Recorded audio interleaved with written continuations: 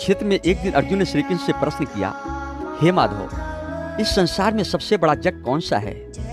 क्या अग्नि में घी, सोना और बहुमूल्य वस्तुओं की आहुति देना ही सबसे बड़ा यज्ञ है? श्री कृष्ण मुस्कुराए और बोले, हे पार्थ, अग्नि में आहुति देना यज्ञ का एक रूप है, लेकिन संसार का सबसे बड़ा यज्ञ वह नहीं है। अर्जुन आश्चर्य से बोले, तो फिर सबसे बड़ा यज्ञ क्या है प्रभु? श्री कृष्ण ने कहा, हे अर्जुन, जब कोई मनुष्य अपने स्वार्थ, अहंकार और लालच को त्याग कर दूसरों के कल्याण के लिए कर्म करता है, वही सबसे बड़ा यज्ञ है। फिर श्री कृष्ण ने अर्जुन को एक उदाहरण दिया।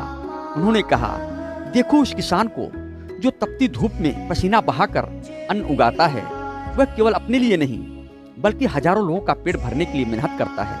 उसका परिश्रम भी एक महान यज्ञ है।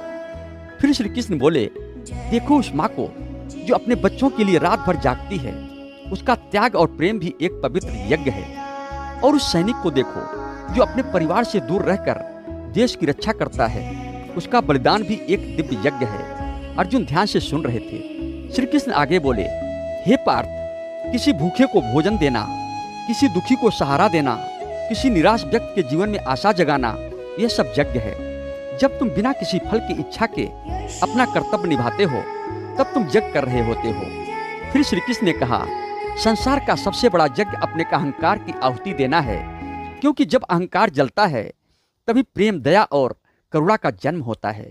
अर्जुन की आंखें खुल गई। उन्होंने हाथ जोड़कर कहा, हे केशव, अब मैं समझ गया कि सच्चा यज्ञ केवल अग्नि में सामग्री डालना नहीं, बल्कि अपने जीवन को मानवता की सेवा में समर्पित करना है।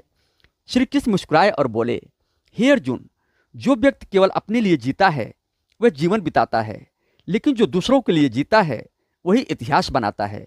यही संसार का सबसे बड़ा यज्ञ है। संदेश, अपने स्वार्थ को त्याग कर प्रेम और सेवा के साथ किया गया प्रत्येक कर्म ही सच्चा और सबसे बड़ा यज्ञ है। जय श्री कृष्णा।